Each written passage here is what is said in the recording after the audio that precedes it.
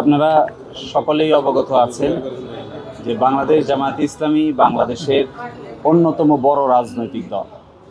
সকল গণতান্ত্রিক ব্যবস্থায় এবং সংসদীয় রাজনীতিতে জামায়াতে ইসলামী এই দেশের অবিচ্ছেদ্য অংশ।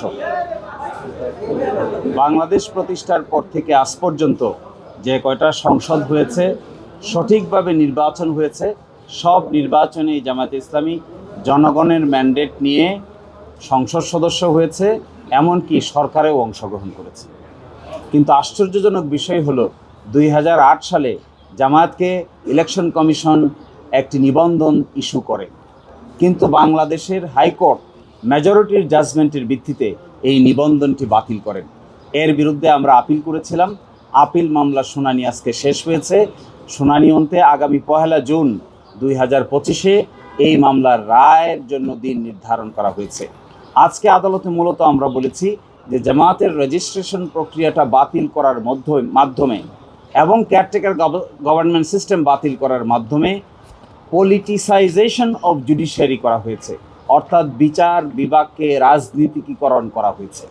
এবং আজকে যে জামায়াত ইসলামীর নিবন্ধন মামলা শুনানি হচ্ছে, যারা এই নিবন্ধন মামলা শুনানি অন্তে নিবন্ধন বাতিল করেছেন, তারা মূলত বাংলাদেশের উচ্চ আদালতকে রাজনৈতিকভাবে ব্যবহার করেছেন এবং এই জন্যই নিবন্ধনটি বাতিল করা হয়েছে। আমাদের এই আর্গুমেন্ট আদালত অত্যন্ত মনোযোগ দিয়ে শুনেছেন।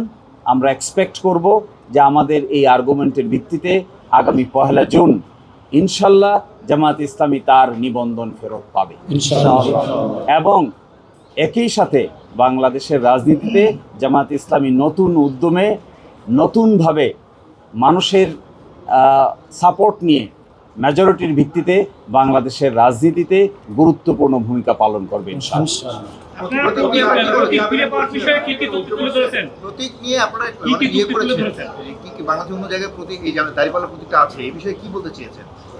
দেখুন, যে প্রতীক নিয়ে বাংলাদেশের সুপ্রিম কোর্টের ফুল কোর্ট সভায় একটা 12/12/2016 তারিখে একটা রেজলিউশন আছে। এই রেজলিউশনের কারণে ইলেকশন কমিশন একটি পদক্ষেপ নিয়েছে।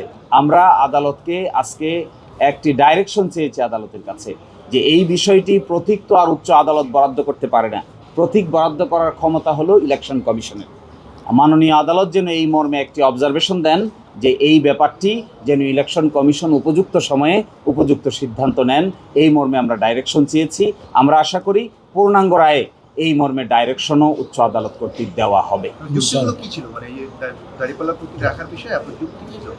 যেমন দাঁড়িপাল্লা প্রতীক বাংলাদেশ জামায়াতে ইসলামী ব্যবহার করছে অনেক আগ থেকে, আর আমাদের সুপ্রিম কোর্টে দাঁড়িপাল্লা প্রতীক আসছে 1972 সাল থেকে।